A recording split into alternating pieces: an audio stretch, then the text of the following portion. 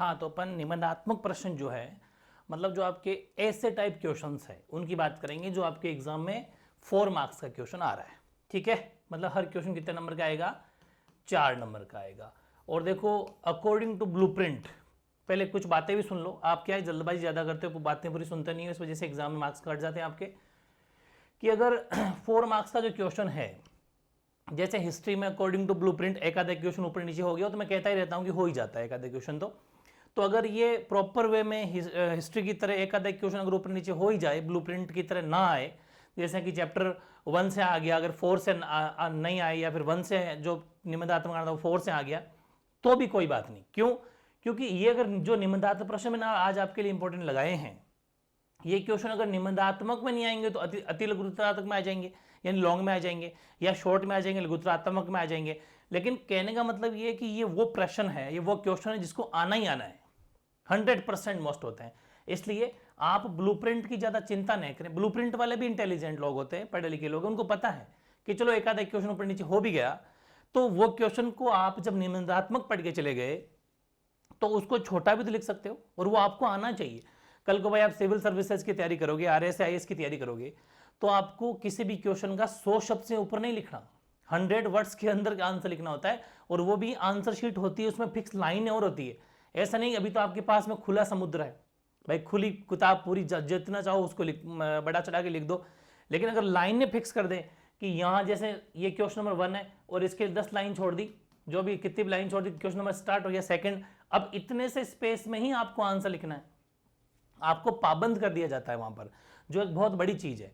मतलब आपको घाघर में सागर भरने वाली बात लिखनी है, कम शब्दों में ज्यादा अर्थ देने वाली, ज्यादा प्रभावी आंसर आपको लिखना होता है। इसलिए चिंता नहीं करें, अगर बड़े क्वेश्चन तैयार कर जाओगे तो इनसे छोटे लघुत्तरात्मक और दीर्घ लघुत्तरात्मक यानी कि लॉन्ग एंड शॉर्ट तो वैसे ही तैयार हो जाएंगे। ठीक है, इसलिए वो ध्यान रखना है। हालांकि मैं लॉन्ग के भी इंपॉर्टेंट लगवा दूंगा, वो भी आज ही आपको मिल जाएंगे। पहले मैं बात करता हूं चैप्टर 1 की। यहां पर डेफिनेटली जो क्वेश्चन आने के चांस पूरे हैं, वो है कि सोवियत संघ के विभाजन बोल दो चाहे विघटन बोल दो, ठीक है ना। तो सोवियत संघ का विभाजन या फिर विघटन के कारण क्या क्या रहे, इसका वर्णन आपको करना है। जबरदस्त क्वेश्चन है, यानी कि describe the reason for the division या डिसोल्यूशन बोल दो चाहे डिसइंटीग्रेशन बोल दो। सोवियत यूनियन के क्या क्या रीजंस रहे कि वो उसके टुकड़े हो गए, एक तो ये क्वेश्चन। दूसरा, सोवियत संघ का जब विघटन हुआ तो इसके क्या क्या कॉन्सिक्वेंसेज हुए, यानी क्या क्या परिणाम हुए, ये भी वेरी इंपॉर्टेंट है। लेकिन ध्यान रखें, ये क्वेश्चन अगर ऐसा भी आ जाए, हिंदी वाले ध्यान रखना, एक तो सिंपल लिखा हुआ है कि सोवियत संघ के विघटन के परिणाम का वर्णन करो, या फिर ऐसा भी आ सकता है कि सोवियत संघ की दूसरी दुनिया और पूर्वी यूरोप की समाजवादी व्यवस्था के परिणाम जो विश्व राजनीति के लिहाज से गंभीर रहे, स्पष्ट कीजिए। यह भी आ सकता है। बात एक ही है, मतलब दोनों में मैंने क्वेश्चन जानबूझ के लिखा है क्योंकि वो जो क्लास 10th वाले SST का जो पेपर हुआ था उसमें वो रबी रोजाना में वापस वो एग्जांपल दूंगा, जाहिद और वो लिखना था, लेकिन उनको उसका मीनिंग समझ में नहीं आया क्वेश्चन का, दिक्कत कर गई। 3 नंबर का क्वेश्चन मैंने इंपॉर्टेंट भी लगवाया था, ठीक है, पता नहीं श्रेय कुछ वर्ड लिखा हुआ गया। तो मतलब वही चीजें हैं, कुछ आपको वर्डिंग पे भी ध्यान देना। बात एक ही है कि आपको पता है कि सोवियत संघ का जब विघटन हुआ तो एक पावरफुल कंट्री, एक दूसरी दुनिया, तो बात वही है, सेकेंड वर्ल्ड, दूसरी दुनिया और पूर्वी यूरोप की समाजवादी व्यवस्था के परिणाम विश्व राजनीति के लिहाज से काफी गंभीर रहे, ये आपको स्पष्ट करना है। यह एक ही बात है, सोवियत संघ के विघटन के परिणाम, ठीक है ना। अगला, शॉक थेरेपी क्या है और शॉक थेरेपी के क्या क्या कॉन्सिक्वेंसेज हुए, क्या क्या उसके परिणाम हुए, यह भी वेरी इंपॉर्टेंट है। और अगला है सोवियत संघ के विघटन में ये दो क्वेश्चन मिला के, तो छोटे छोटे ध्यान रखना, लॉन्ग टाइप के 2 क्वेश्चन है, लेकिन गोरबाचेव को भी थोड़ा पढ़ के जाना आप। मतलब कुल मिला के बड़े बच्चे हो, 12th के बच्चे हो, मन से आंसर लिख सकते हो, गोरबाचेव को पढ़ के चल जाओ। तो मतलब सोवियत संघ का जो विघटन हुआ उसमें गोरबाचेव की क्या इंपॉर्टेंस था, क्या उसकी भूमिका थी, एक तो वो बताना है। मतलब सोवियत यूनियन का जो डिसोल्यूशन हुआ या फिर डिसइंटीग्रेशन हुआ या फिर डिवीजन हुआ, उसमें गोरबाचेव का क्या मुख्य योगदान था या फिर क्या रोल था। भूमिका का मतलब क्या हो जाएगा, क्या रोल था। या फिर गोरबाचेव द्वारा सोवियत संघ में सुधार जो किए थे, वो सुधार उसने क्यों किए। सीधी सी बात, पश्चिमी देश आगे बढ़ रहे थे, उससे आगे लाने के लिए वो सारी बातें मैं लिखे थे। तो इन दोनों क्वेश्चन से भी मिला के भी एक बड़ा क्वेश्चन आ सकता है। तो कुल मिला के कहने का मतलब यह कि आपको गोरबाचेव को थोड़ा पढ़ के जाना है, ताकि मन से अगर कोई क्वेश्चन आ जाए तो गोरबाचेव को अच्छे ढंग से करके आना। बस ये हो गया इस चैप्टर में, बस 4 ही क्वेश्चन मैंने आपके लगवाए, ठीक है ना। क्योंकि मेरी एक आदत है, मैं बचा 20-22 क्वेश्चन नहीं लगवाता, फिर तो मतलब ही क्या मौस लगाने का, ठीक है ना। एक चैप्टर से 15 क्वेश्चन लगा दिया तो भाई आना ही है वो तो। जब 15 क्वेश्चन तो पूरी बुक ही बोल देना कि पूरी बुक ही आएगी, लेकिन रिस्क तो लेनी पड़ेगी, रिस्क तो लेनी पड़ेगी, क्योंकि अब एग्जाम का एक दिन बचा है, आज और कल 2 दिन मान लो, तो इसलिए रिस्क लेंगे अपन। 7वां चैप्टर, हालांकि आपके पास टाइम रहता है तो आप अपना मन से जो भी पढ़ रहे हो पढ़ सकते हो, लेकिन हाँ लगभग पेपर आ जाएगा। 7वें चैप्टर की मैं अगर बात करूं, जो अपना ग्लोबलाइजेशन वाला, वैश्वीकरण वाला है, इसमें आपके क्वेश्चन 3 में से पक्का आना है।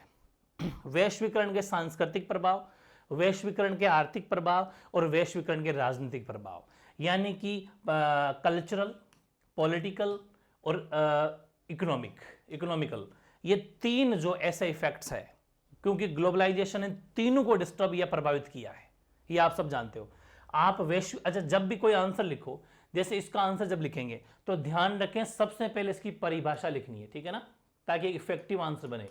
यानी कि आपको इसकी डेफिनेशन तो लिखनी है, डेफिनेशन एक बार ढंग से पढ़ के चल जाना ग्लोबलाइजेशन की। वैश्वीकरण होता क्या है, उसके बाद में आपको लिखना है, अगर इनमें से कोई सा भी आए तो फिर लिख देना कि आर्थिक प्रभाव निम्नलिखित है। आर्थिक में आपको हमेशा समालोचनात्मक क्वेश्चन कैसा आएगा, समालोचनात्मक वर्णन करो या मूल्यांकन करो। ये जो इवोल्यूशन का क्वेश्चन आता है ना, तो हमेशा पॉजिटिव और नेगेटिव दोनों एस्पेक्ट देखे जाते हैं। यानी कि जब भी आपसे समालोचनात्मक या फिर जब भी आपसे पूछे कि इसका आलोचनात्मक या फिर इसका मूल्यांकन कीजिए, तो हमेशा नेगेटिव और पॉजिटिव दोनों साथ में लिए बिना किसी भी चीज का मूल्यांकन या नहीं होता है। तो ध्यान रखें, आपको वैश्वीकरण के आर्थिक प्रभाव के सकारात्मक का प्रभाव भी लेने हैं, नकारात्मक, नेगेटिव एंड पॉजिटिव दोनों लेने हैं। ऐसे ही वैश्वीकरण के सांस्कृतिक में भी आपको पॉजिटिव एंड नेगेटिव दोनों लेने हैं। राजनीतिक में तो खैर पॉजिटिव नेगेटिव नहीं है, आपकी बुक में मिल जाएगा, या फिर मैंने गाइस लास्ट ईयर आप कोर्स करवा रखा है उसमें देख लेना, या फिर आपको गाइड वगैरह बुक वगैरह होगी तो उसमें मिल जाएगा कि वैश्वीकरण के पॉलिटिकल इफेक्ट क्या क्या आपको पता है, काफी इंपॉर्टेंट मैंने पढ़ाया था ये। या फिर इसी क्वेश्चन को ऐसा भी पूछा जा सकता है कि वैश्वीकरण ने विश्व की राज्य व्यवस्थाओं को कैसे प्रभावित किया, how has globalisation affected the world's political system. बात एक ही है, क्वेश्चन कैसा भी आ सकता है, वेरी सिलेक्टिव तीनों क्वेश्चन है। और एक और लास्ट है कि वैश्वीकरण के उत्तरदायी कारक, भाई मेन फैक्टर क्या है जिस वजह से वैश्वीकरण, ग्लोबलाइजेशन बढ़ रहा है, इसके क्या मेन फैक्टर्स रहे हैं, ठीक है ना, वो आपको अच्छे से पॉइंट बना के लिखना है। मैंने लिख रखे हैं लास्ट ईयर, आप प्लेलिस्ट में जाके देख लेना, कोर्स करवा रखा है, वरना आपके पास बुक तो होगी, उसमें भी देख सकते हो। अगला चैप्टर अपना लास्ट चैप्टर इसका 8वां, राज्य पुनर्गठन आयोग, स्टेट रीऑर्गेनाइजेशन को ढंग से पढ़ के जाना। स्टेट रीऑर्गेनाइजेशन में क्या क्या पढ़ के जाओगे, एक तो इनकी वर्किंग, ठीक है ना, कार्य क्या है, राज्य पुनर्गठन आयोग के कार्य पढ़ के जाने।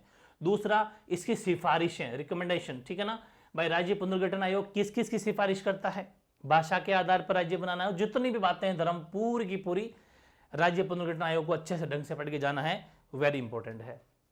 दूसरा काफी इंपॉर्टेंट है कि देशी रियासतों, आपको पता है एकीकरण हुआ था, देशी रियासत काफी मुश्किल से हुआ था भारत के अंदर, तो देशी रियासतों में एकीकरण में सरदार वल्लभ भाई पटेल के योगदान या भूमिका आपको बतानी है, यानी कि रोल या फिर contribution of the Sardar Vallabh भाई Patel in the integration of princely states. जो देशी रियासतें थी उसमें सरदार वल्लभ भाई पटेल का, इवन जब आप राजस्थान जी की पढ़ोगे अब थोड़े दिनों बाद में, 5-10 दिन बाद में, अब एक सेशन रखूंगा मैं, वो भी जरूर देखना, मैं आपके लिए एक बहुत जबरदस्त सेशन रखने वाला हूं आज ही, कि आफ्टर 12th 12वीं के बाद में क्या करें, जरूर देखना, बहुत कुछ करने वाले हैं अपन।